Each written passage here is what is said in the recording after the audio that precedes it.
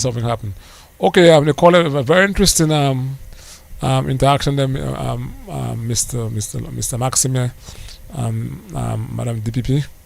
And do you have anything else to add to the question I was asked a while ago?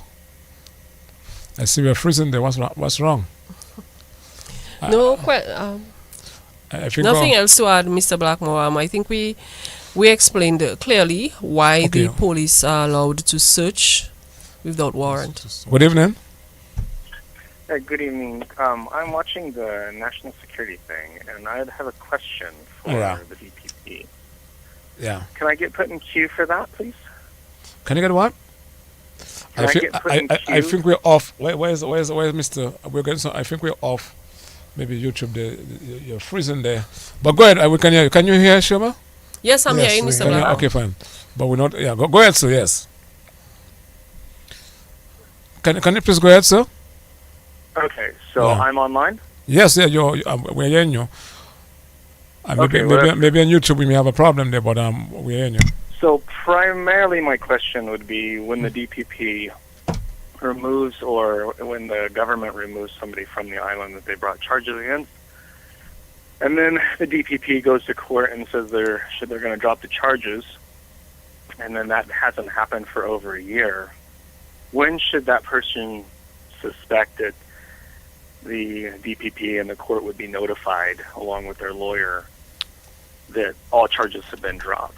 Isn't there a timely fashion that should be done? The PP answer. That voice sounds very familiar, isn't it? Yes, the voice sounds very familiar. It is Yeah, very familiar. It's Jason Grog, and Mama. calling from the States, Yes, wondering Good night, Mr. when you guys are Grog. going to do your job. Yes. Yeah. Being The kidnapped discretion and for illegally the deported is part of it. discretion for the Director of Public Prosecutions to discontinue a matter is unfettered. It comes from Section 72 of the Constitution, and in discontinuing matters, you have to consider the public interest test and the evidential test. It's not a matter of just discontinuing cases.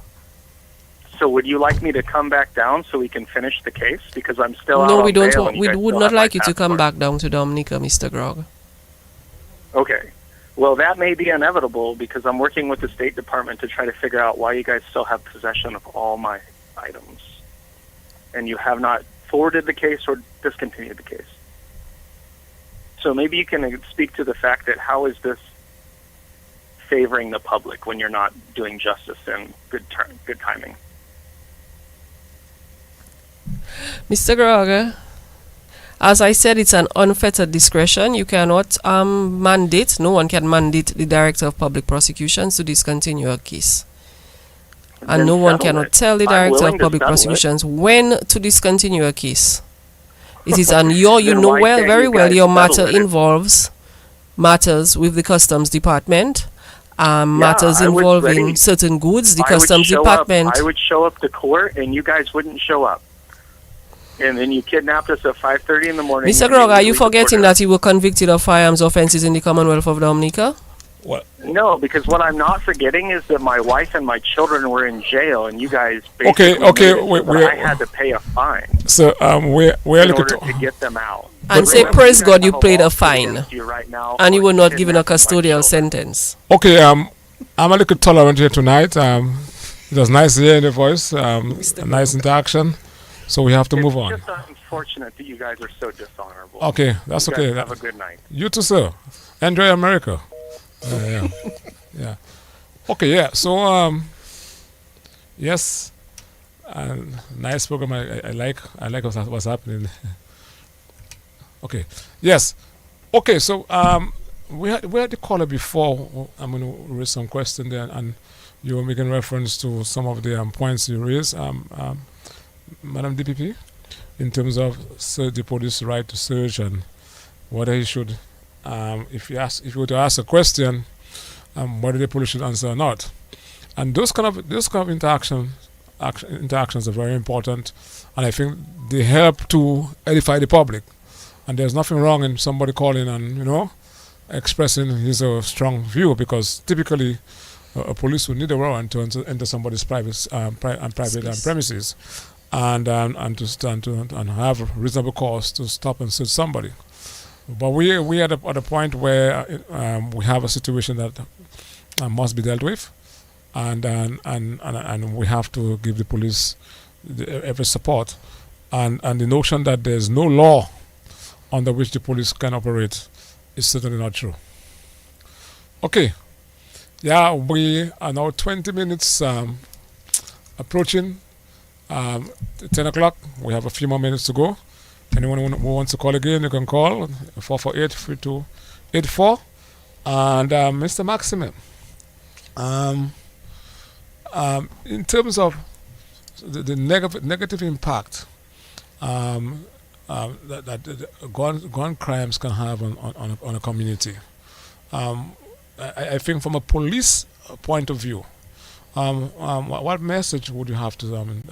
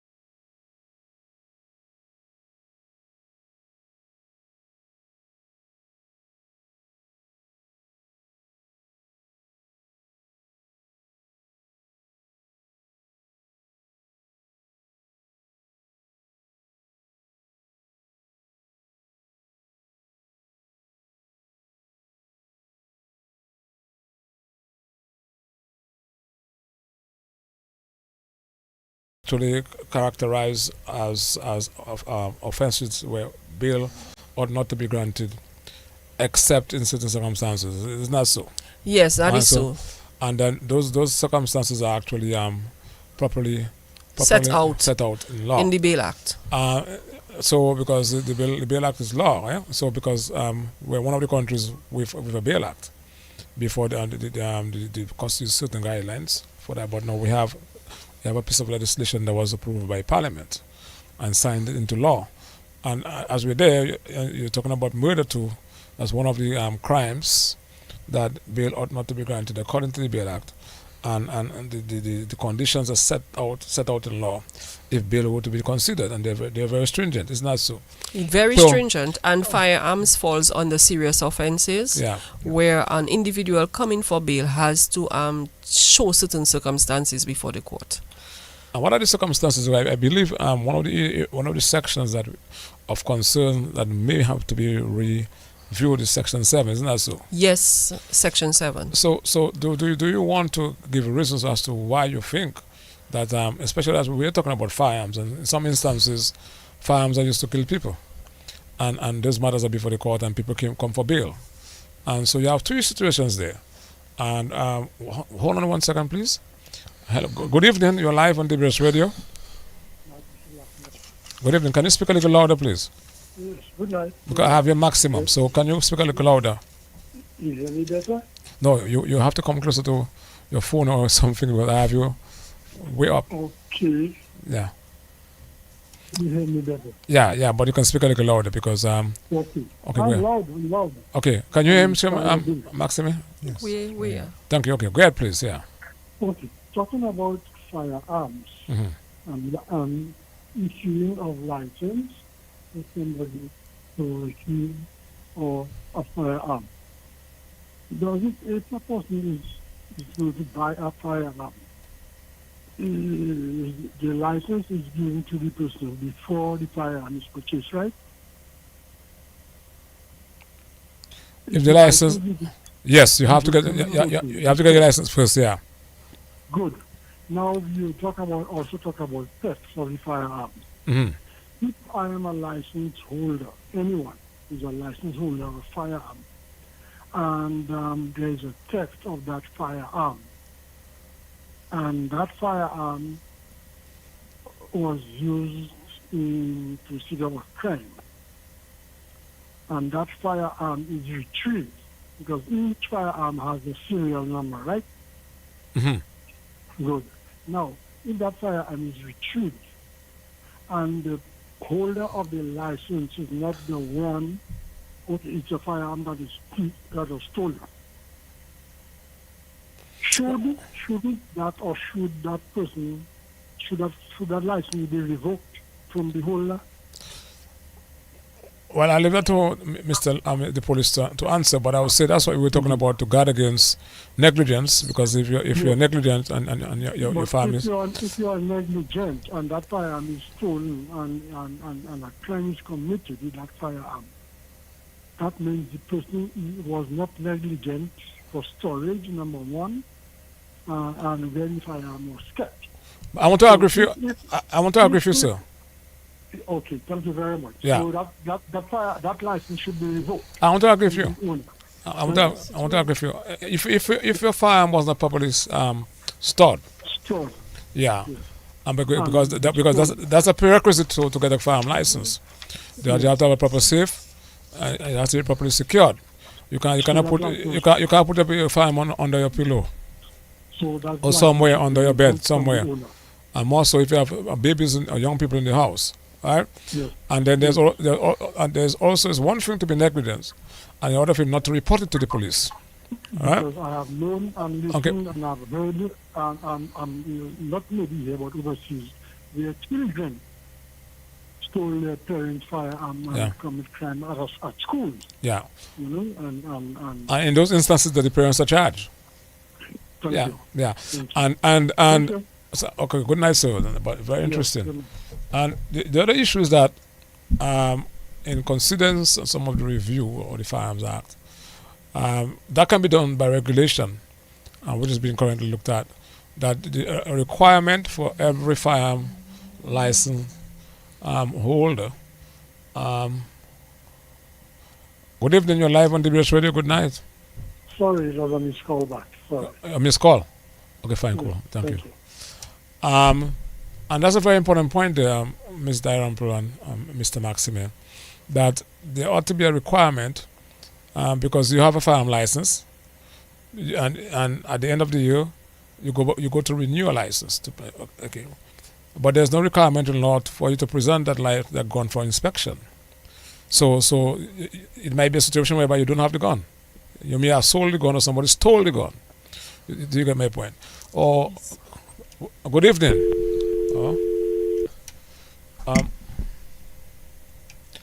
Good night. Good night, Mr. Blackmore. How are you doing? I'm very fine. How are you doing, St. Thomas? Is that it? Yes, you're right, man. Alan, congratulations, man. Alan, my boy, was. Yeah. Yeah. Mr. Blackmore, I want to compliment you for a job well done. Thank you. For the past time, I've been listening, and you've been on that track how you need to resign.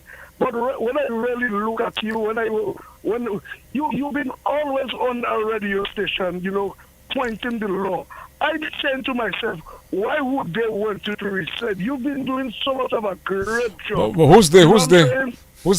Well, I don't have to call them. The other radio station. I've been listening to the other radio station. Oh, that particular person? I saying to myself, what Dominicans want, my brother? Mr. Blackmore, I've been living in the Virgin Islands, and all over is crime.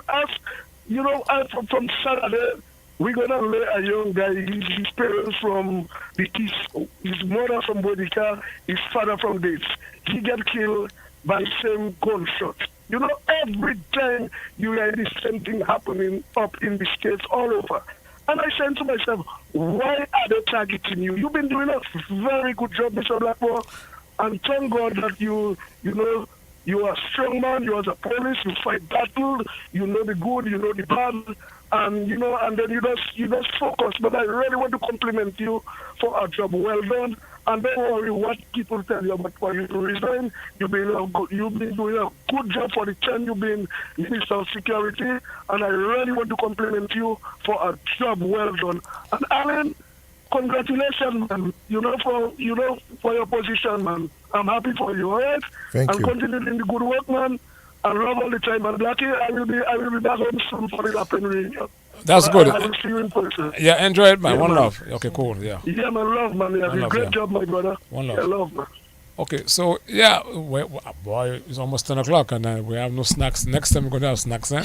We have no snacks there. And but what a wonderful program it has been so far.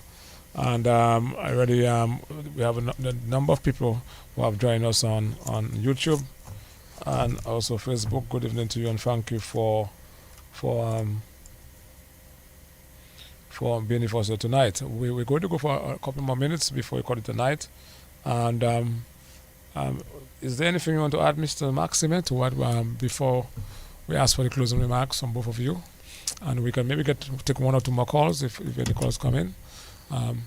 But I want again to thank you for being here tonight. But in terms of the talk about arbitrary research and etc. and stuff like that, what message you have for your fellow police officers? And I mean, I know I want to take time out or also to actually commend them for the work they have done so far. It's going to be tough. I know a number of them have been working without rest days, and the members of the public, we're calling on you to cooperate with the police and to understand that there's something that they're trying to deal with, and all of us, not only the police, all of us, but it's going to require us working with them.